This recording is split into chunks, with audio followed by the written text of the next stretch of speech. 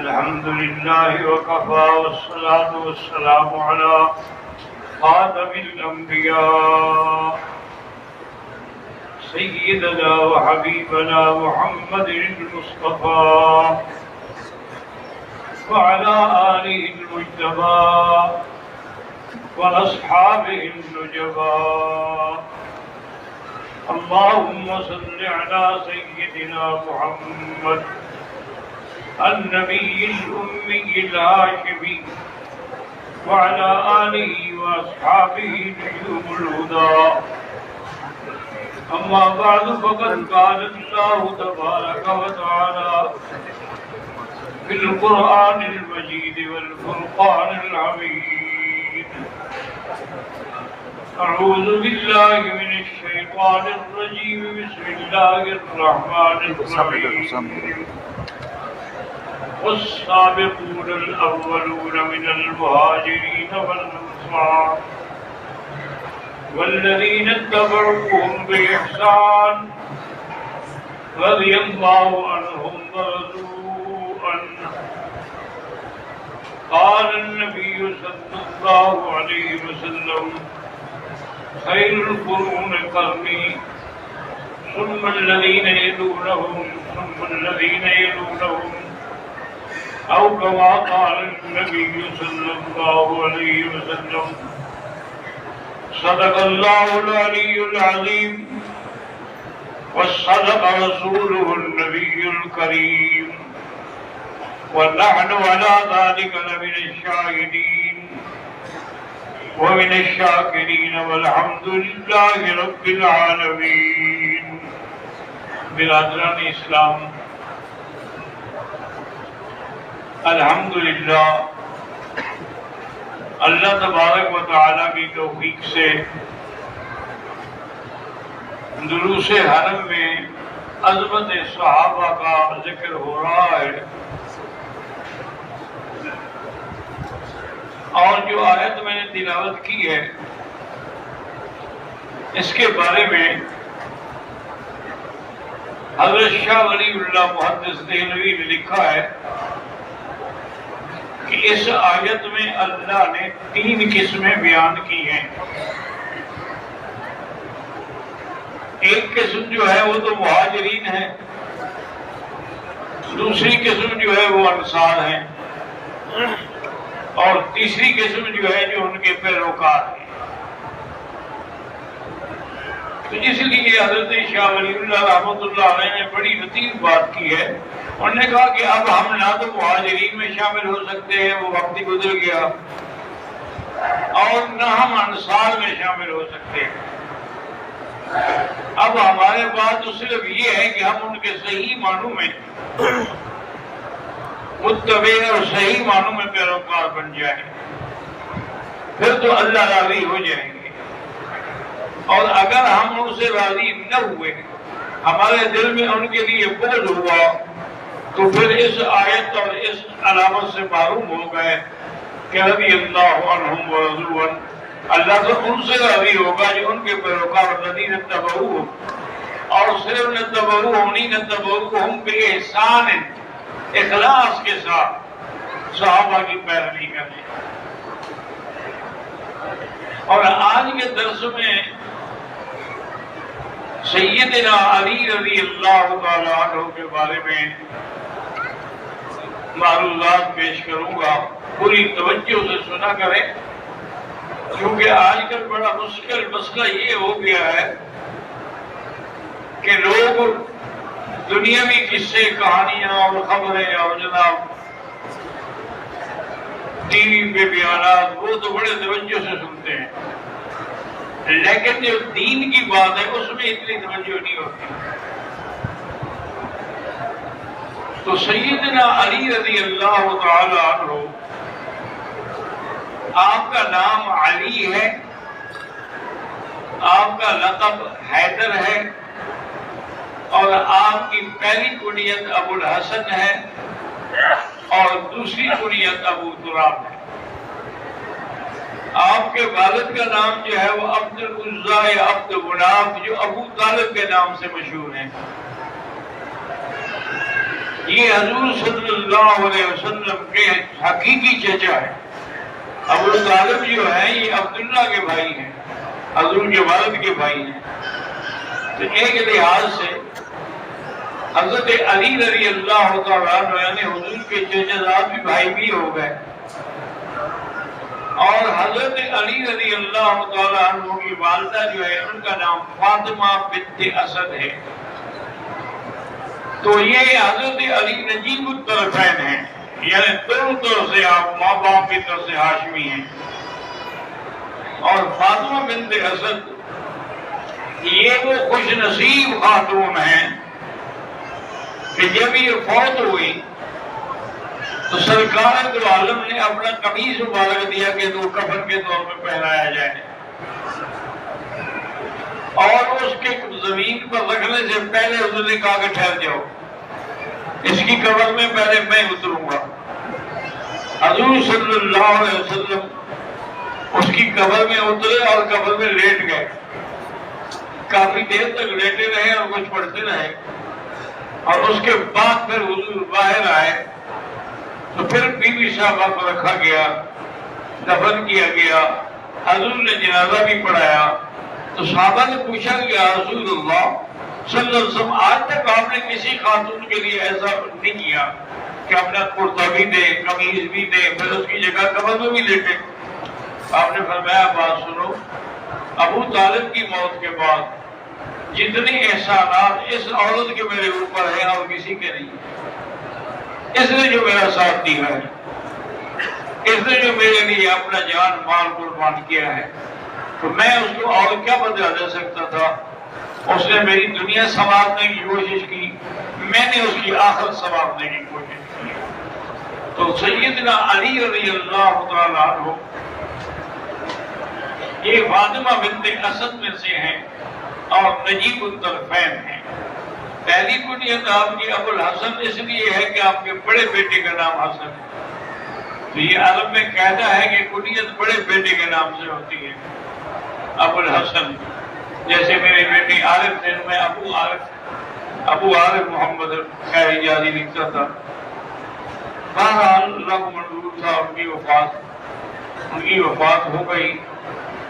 اور بہرحال یہ بھی سچی بات یہ ہے کہ ہمیں بڑی توجہ سے دیکھنا چاہیے کہ موت تو برحق ہے، موت سے تو کوئی بھی نہیں بچ سکتا، لیکن یہ بھی تو خوش نصیبی ہے نا کہ موت آئے اور حرمین میں آئے۔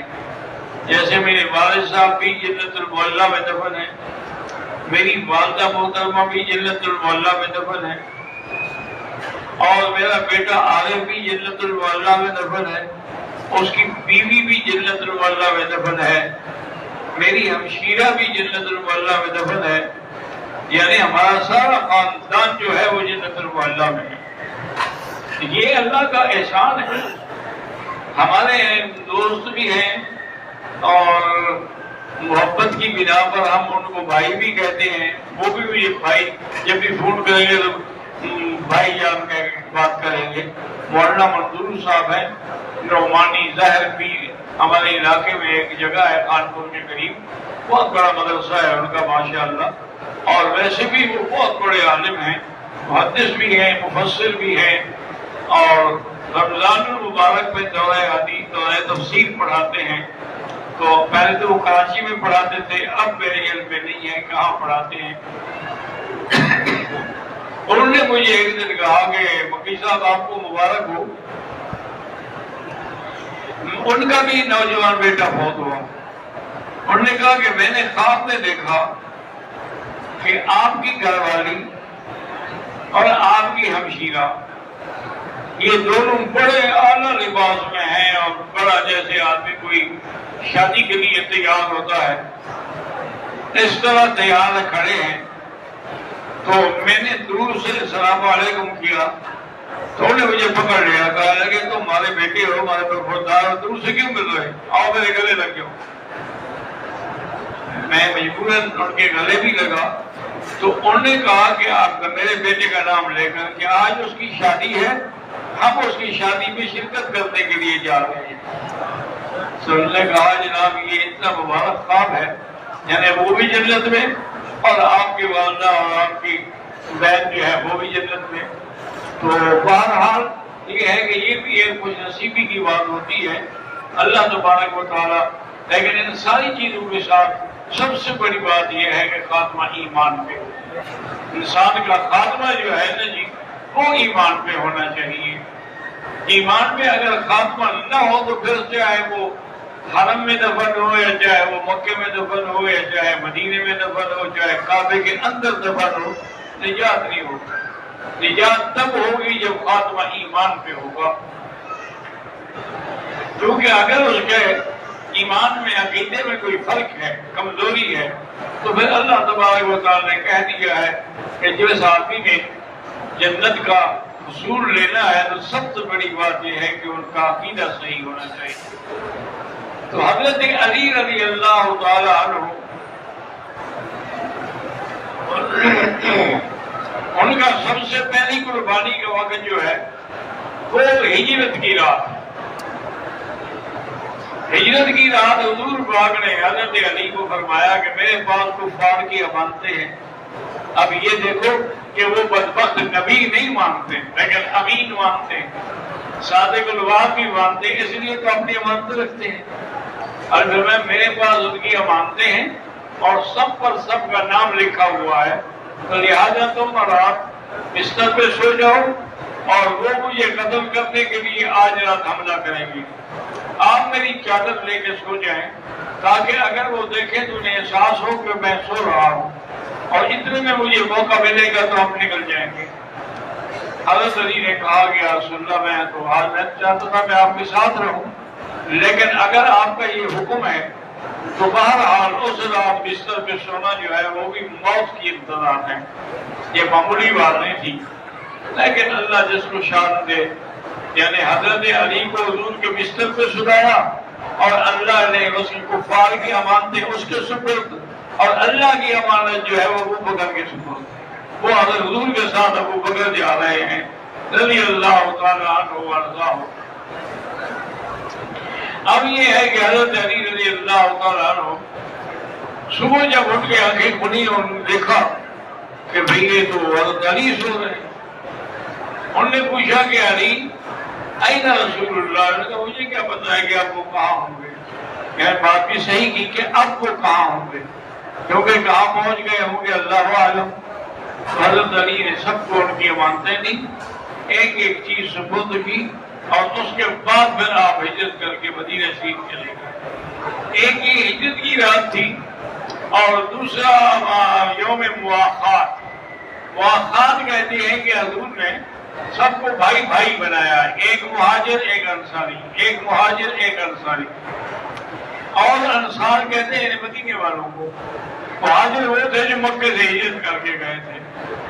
اب مہاجرین کا تو کوئی ٹھکانا نہیں تھا, کوئی گھر نہیں تھا, کوئی جگہ نہیں تھی, تو حضور نے اس کا یہ بڑا مبارک حال سوچا کہ ان کے درمیان میں مواخات قائم کر دی, یعنی ایک انصاری ایک مہاجر. اور انصار نے بھی ایسی قربانی دی کہ اپنا گھر جو ادھر کہا میرا بھائی دیکھو اللہ کے نبی نے ہمارا بھائی بنایا, یہ آدھا گھر میرا ہے آدھا تمہارا ہے, یہ آدھا باغ میرا ہے آدھا باغ تمہارا ہے, اور یہ بھی دیکھو کہ میری 4 بیویاں ہیں, ان میں جو تمہیں پسند ہو میں اس کو طلاق دے دیتا ہوں, تم شادی کر دو. حضور نے تمہیں میرا بھائی بنایا تو باقی اس سے بڑا رشتہ کون سا ہو سکتا ہے. حضرت علی رضی اللہ تعالیٰ عنہ حضور کی خدمت میں آئے تو بڑے پریشان, بڑے اداس. حضور نے فرمایا کیا بات ہے؟ انہوں نے کہا حضور آپ نے سب کو بھائی بنایا, میرا تو کوئی بھی بھائی نہیں بنایا. آپ نے کہا ماذا اللہ, تو کیا اس بات پہ راضی نہیں ہو کہ میں تیرا بھائی اور تم میرے بھائی ہو؟ تو حضور صلی اللہ علیہ وسلم اس کے انہوں نے کہا میں ان کو تو مہاجر اور انصار کو, تم میرے لیے میرے بھائی. تو یہ مقام بھی حضرت علی رضی اللہ تعالیٰ عنہ کو ملا ہے. اللہ تبارک و تعالیٰ نے اس کو حضور صلی اللہ علیہ وسلم کی اخوت سے نواز دیا. اور اسی طرح یاد رکھیں کہ حضور صلی اللہ علیہ وسلم کی بیٹی جو ہے سیدہ فاطمہ الزہرا رضی اللہ تعالیٰ عنہ, یہ حضور کی چھوٹی بیٹی ہے لیکن سب سے زیادہ اللہ نے عزت و عظمت کو دی ہے. اللہ حضور کی 4 بیٹیاں ہیں, بی بی زینب ہے، رقیہ ہے، ام کلثوم ہے اور فاطمہ ہے۔ حضور کی 4 بیٹیاں، اور 4 بیٹیاں جو ہیں وہ سیدہ خدیجہ الکبریٰ کے بطن سے، یعنی سب کی ماں جو ہے وہ سیدہ خدیجہ۔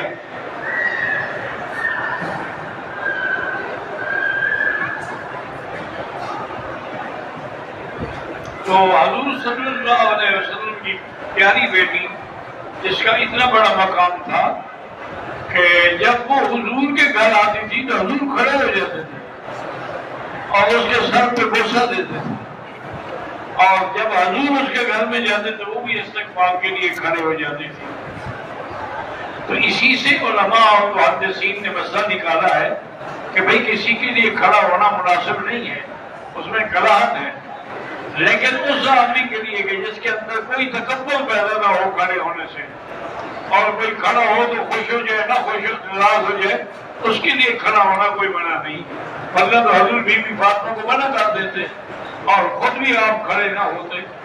اور حضور پاک نے جس کے بارے میں اتنا بڑا اعزاز فرمایا کہ فاطمہ بضعۃ منی، فاطمہ میرے جگر کا ٹکڑا ہے، من احبها فقد احبنی ومن ابغضها فقد ابغضنی، جس نے اس سے محبت کی اس نے مجھ سے محبت کی، اور جس نے بی بی فاطمہ سے بغض رکھا اس نے مجھ سے بغض رکھا ہے۔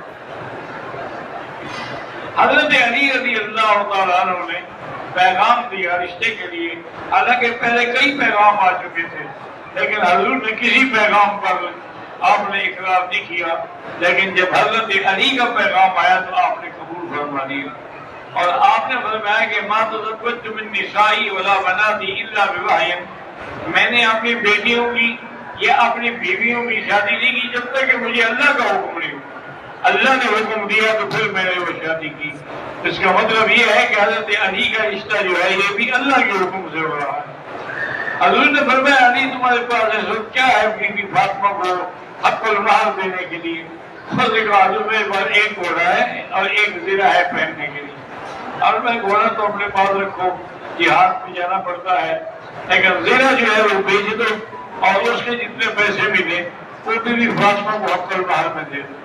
تو آپ نے کہا ٹھیک ہے، آپ وہ زرہ لے کے چل پڑے اور آپ نے اس کا اعلان کیا، بولی لگائی 480 درہم، تو آپ کی پشت پہ حضرت عثمان نے ہاتھ رکھا اور کہا کہ حضرت علی مجھے یہ بولی قبول ہے، یہ 480 درہم لے لو اور زرہ مجھے دے دو۔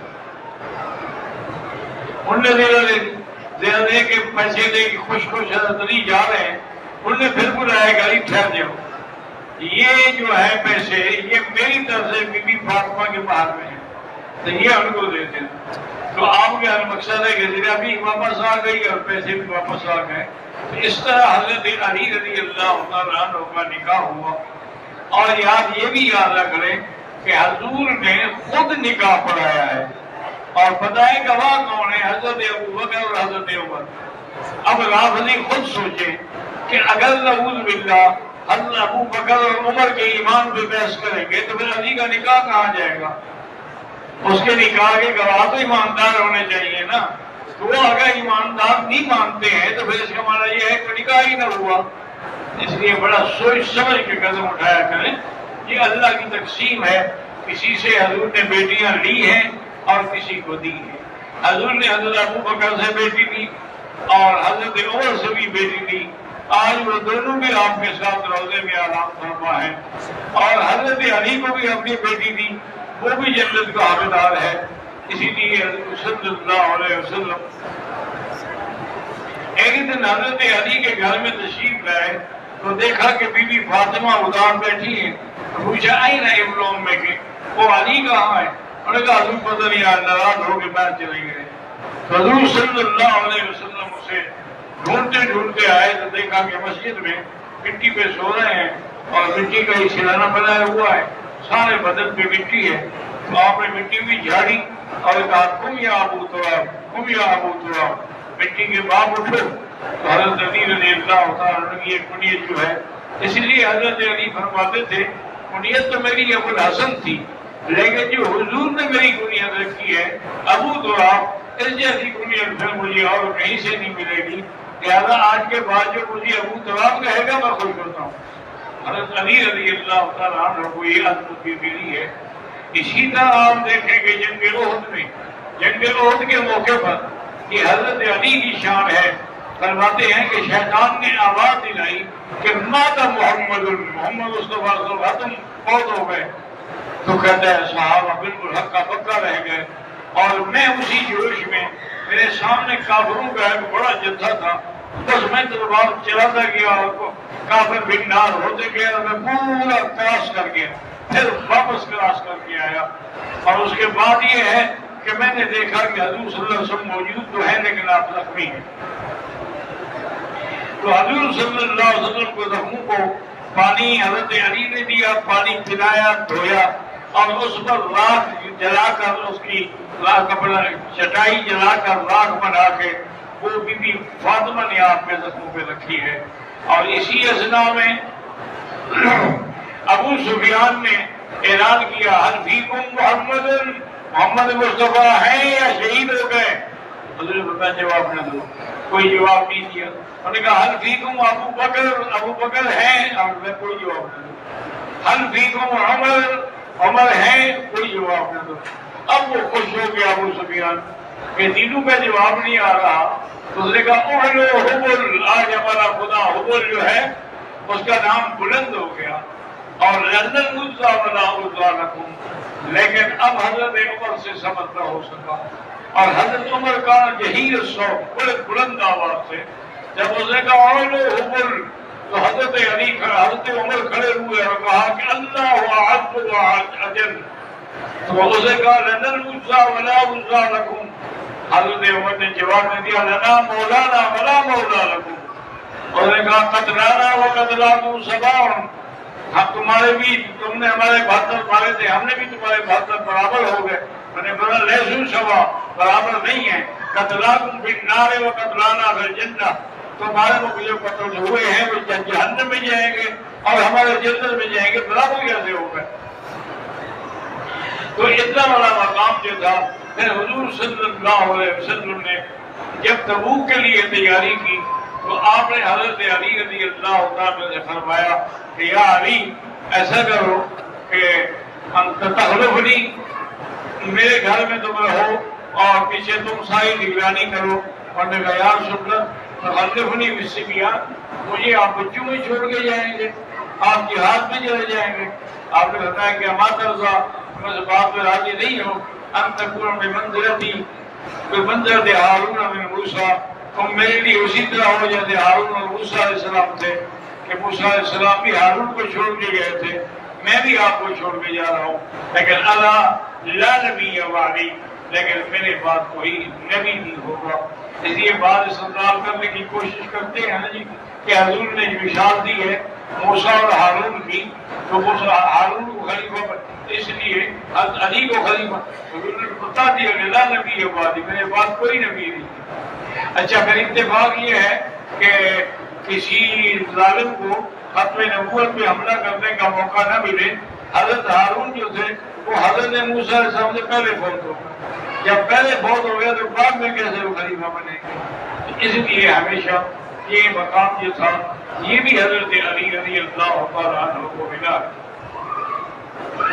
حضور صلی اللہ علیہ وسلم جب جنگ خیبر کے لیے تشریف لے گئے تو وہاں بہت قلعے تھے، کہ یہودیوں کی عادت ہے کہ ہر جگہ بڑے بڑے قلعے بنا کے رہتے ہیں، تو وہاں بڑے قلعے تھے اور سارے قلعے الحمدللہ مختلف صحابہ کے ہاتھ سے فتح ہو گئے، لیکن ایک قلعہ بچ گیا، قلعہ قموس، اور اس کو قلعہ مرحب بھی کہتے تھے اور قلعہ قموس بھی کہتے تھے۔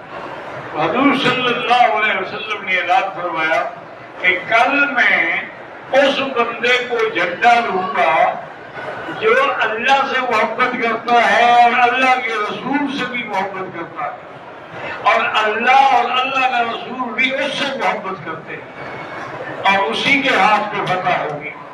صحابہ کہتے ہیں کہ ساری رات ہمیں نیند نہیں آئی کہ بھئی یہ خوش نصیبی کس کو ملتی ہے، یہ پیغام اور یہ جھنڈا اور یہ فتح یہ کس کے ہاتھ میں آئے گی؟ صبح کی نماز کے بعد فوراً حضور نے فرمایا این علی، حضرت علی کہاں ہیں؟ تو صحابہ نے کہا بھی نہیں رمض یا رسول اللہ، حضرت علی کی آنکھوں میں تکلیف ہے، وہ چل نہیں سکتے، انہوں نے تو نماز بھی خیمے میں بیٹھ کے پڑھی ہے، عرض میں آج عضو علی لے آؤ حضرت علی کو، تو حضرت علی دو آدمیوں کے کندھے پہ ہاتھ رکھ کے آئے، چل نہیں سکتے تھے۔ حضور کی خدمت میں جب آ کے بیٹھے، حضور نے فرمایا کہ میں نے فیصلہ کیا ہے کہ جھنڈا تمہیں دوں گا، اور نے کہا سمعن و طاعۃ یا رسول اللہ، میری جان قربان، لیکن مجھے تو کبھی نہیں نظر نہیں آتی، تو میں کیسے جنگ کروں گا، اور میں نے قریب ہو جاؤ، وہ قریب ہوا، حضور صلی اللہ علیہ وسلم نے اپنا لعاب دہن مبارک اس کی آنکھوں پہ لگایا اور کہا اللہم اشفہ اللہم اشفہ، یہاں سے ثابت ہو گیا کہ شفا دینے والی اللہ کی ذات ہے۔ ہاتھ محمد مصطفیٰ کا تھا، لعاب محمد مصطفیٰ کا تھا، لیکن شفا اللہ تبارک و تعالیٰ دیتے ہیں۔ اور اسی طرح جو حضرت علی کو مشکل کشا سمجھتے ہیں، وہ اپنی مشکل دور نہیں کر سکے تو ہماری مشکل کیسے حل کریں گے؟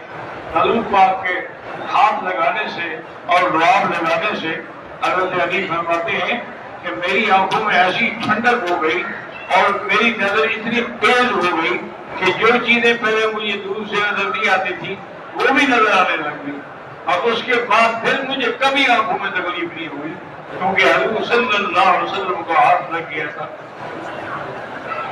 حضرت علی تیار ہو کے آئے اور ادھر تیار ہو کے مرحب آیا جس کا قلعہ تھا، قلعہ کا موج بھی تھا، قلعہ مرحب بھی تھا، اور اس نے آ کے بڑی تعلی سے اعلان کیا کہ میں مرحب ہوں اور میں اس قلعے کا مالک بھی ہوں اور میں اس قلعے کا شیر بھی ہوں، کوئی میرا مقابلہ نہیں کر سکتا۔